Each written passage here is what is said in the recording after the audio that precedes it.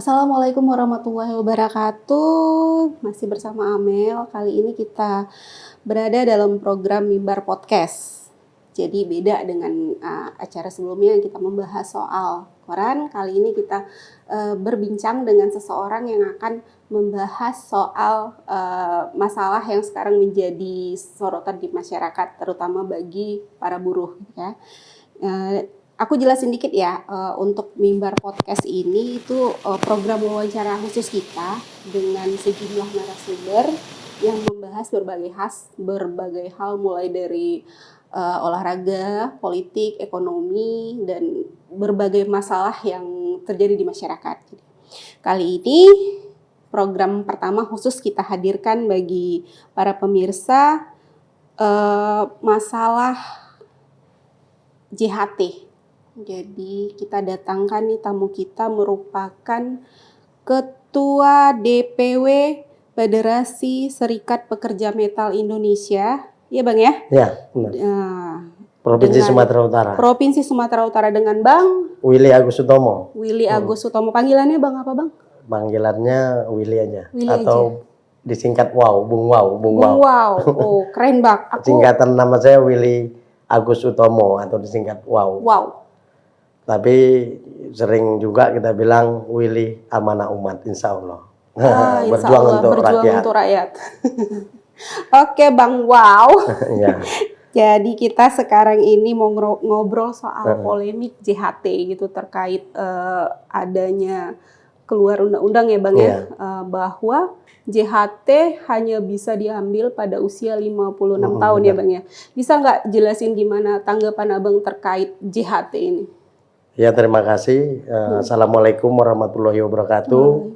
Pemirsa podcast Mimbar umum ya, Mimbar Podcast, Mimbar TV, yang dimanapun berada, tentang polemik jaminan hari tua. Itu hari ini lagi trending ya, lagi panas-panasnya buruh. Apa sebabnya adalah hari ini sudah dikeluarkan Peraturan Menteri Tenaga Kerja nomor 2 tahun 2022 tentang tata cara pengambilan jaminan hari tua, di mana jaminan hari tua yang biasanya buruh ketika di PHK memasuki, dia bekerja, contoh pekerja pemula itu 19 tahun kita ambil rata-rata, kemudian 10 tahun bekerja dia, tiba-tiba mungkin mengundurkan diri atau dia putus hubungan kerjanya, berarti dia sudah memasuki usia 29 tahun. Udah 10 tahun bekerja tadi kan. Udah enggak 29. Ya, nah, ketika di PHK kan harusnya bisa ngambil JHT. Iya. Kalau peraturan baru ini setelah umur dia masih 29 tahun, nanti 56 tahun lagi baru diambil. Itulah Permenaker itu. Sementara kita ketahui orang di PHK itu kan udah hilang sebagian penghasilannya. Dia tidak tahu harus bagaimana. Ya, kalau hari ini pesangon sudah dikurangi pemerintah, apalagi pesangon itu mesti harus diperjuangkan juga.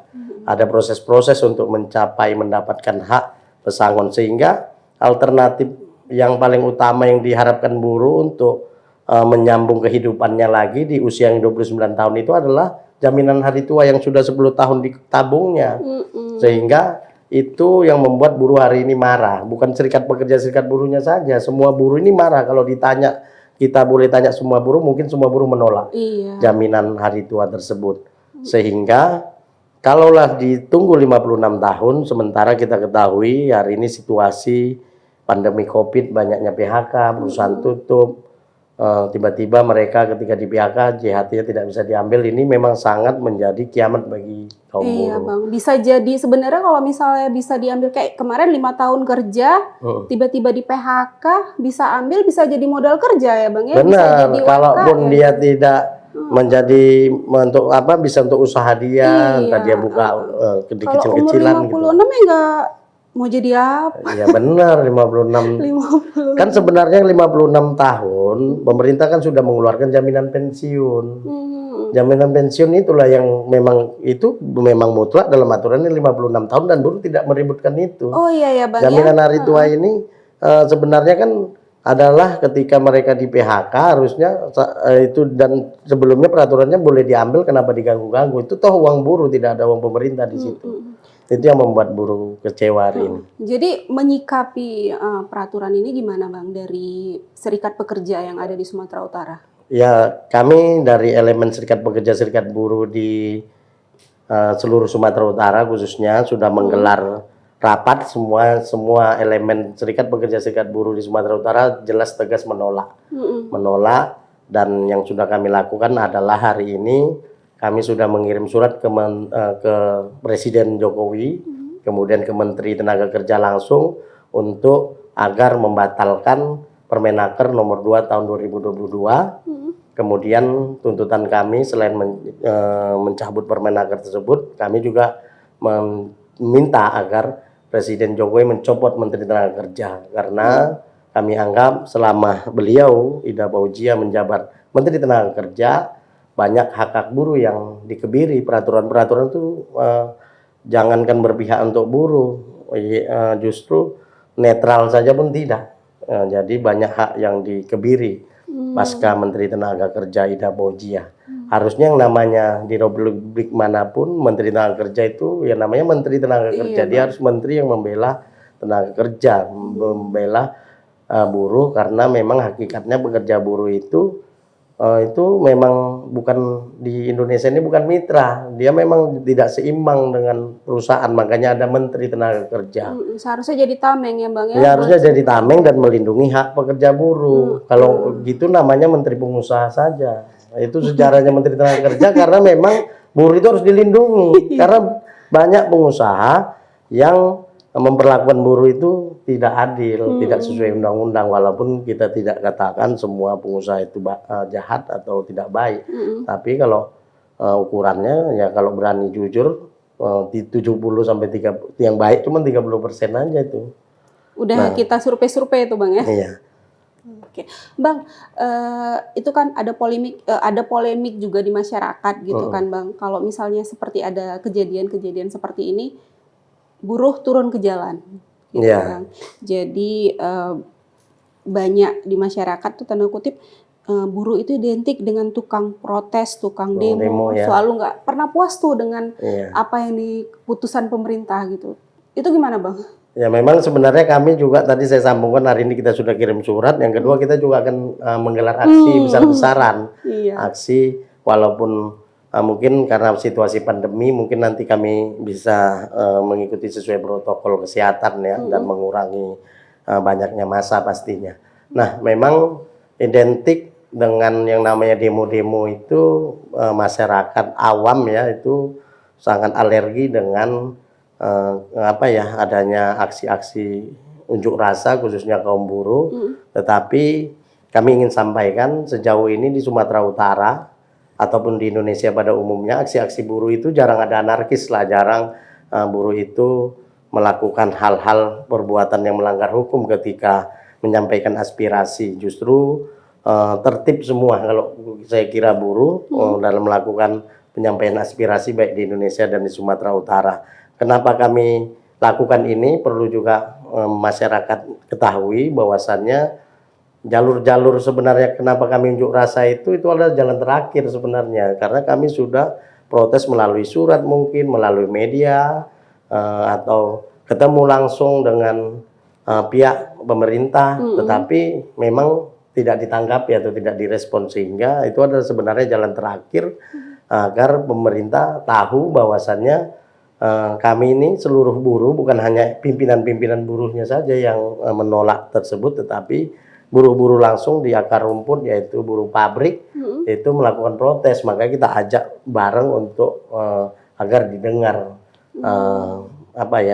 jeritan kaum buruh yang hari ini terus dikebiri haknya lah, saya bisa menyatakan seperti itu.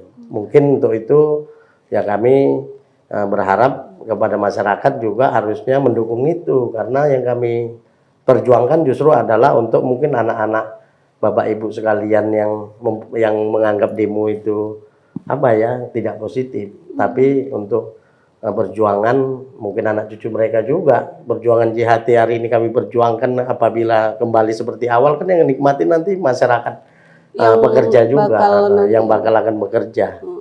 Contohnya seperti itu.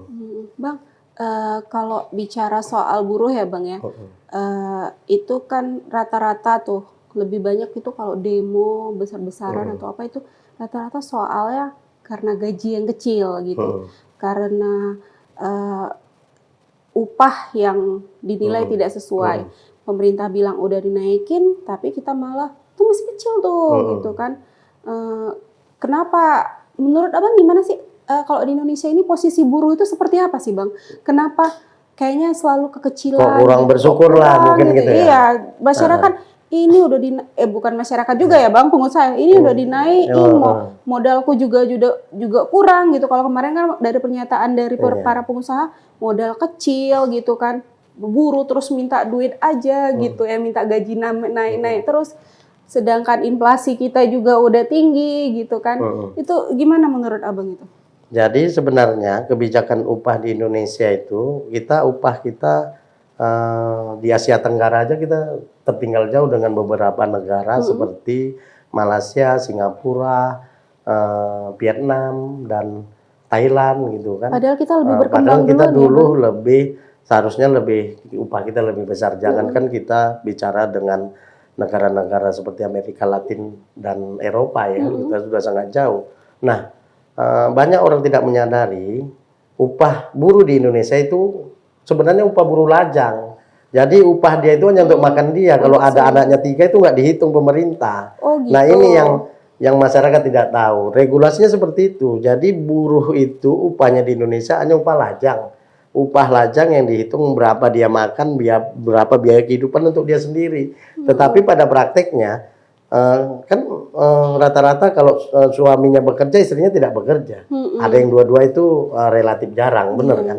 Ada anaknya, tidak ada ini bayar uang sekolahnya pakai gaji bapaknya, tidak ada ini makan anaknya dari gaji bapaknya. Ini bahasa kasarnya ya seperti itu. Jadi upah buruh yang ditetapkan pemerintah hari ini, kenapa kami kok mesti murah aja? Karena memang belum layak. Karena pertama lajang, yang kedua dibatasi hanya 64 item komponen kebutuhan hidupnya dalam 1 bulan, yaitu ada sandang, pangan, papannya. Itu aja. Tapi untuk 1 orang loh.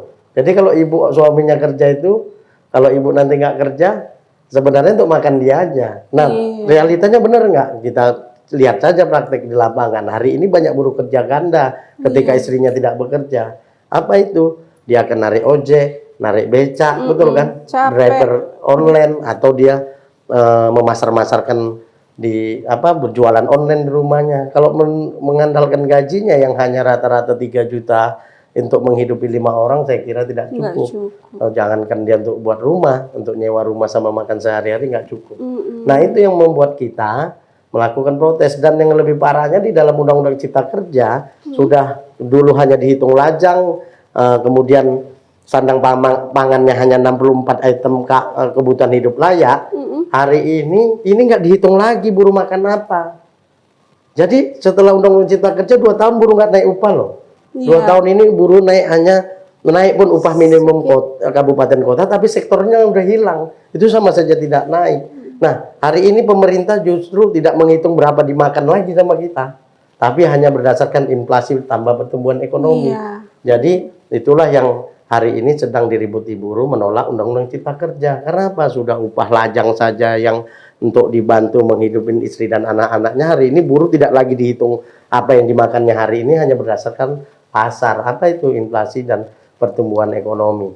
Yang kita ketahui kenaikan upah, inflasi tambah pertumbuhan ekonomi nggak jauh-jauh 6-7%. Nggak mungkin kalau sampai inflasi pertumbuhan ekonomi 20% juga bisa itu jarang terjadi di negara-negara maju seperti apapun. Jadi padahal sebelum ada peraturan regulasi yang berdasarkan inflasi tambah pertumbuhan ekonomi ini, upah buruh itu bisa naik 20%, 40% pernah. Karena apa? Berdasarkan survei pasar, survei kebutuhan hidup layak, survei bahan pokok yang disurvei, apa yang dimakan buruh naik, ya ikut naik persentasenya. Kalau hari ini tidak seperti itu. Nah makanya hari ini kenapa buruh dibilang tidak tahu bersyukur atau kasih minta upah lebih.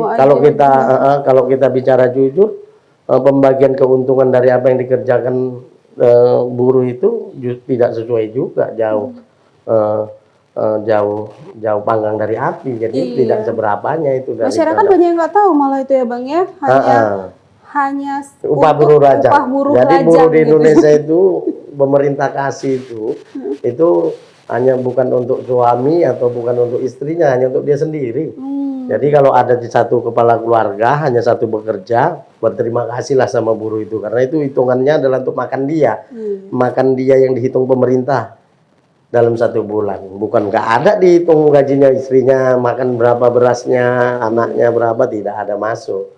Makanya itu dulu yang kita perjuangkan agar upah itu menjadi upah layak. Upah layak itu adalah yang kami anggap hitungannya untuk seluruh keluarganya harusnya. Kalau untuk tahun depan nih Bang, kita perjuangkan gimana Bang, berapa Bang untuk gaji?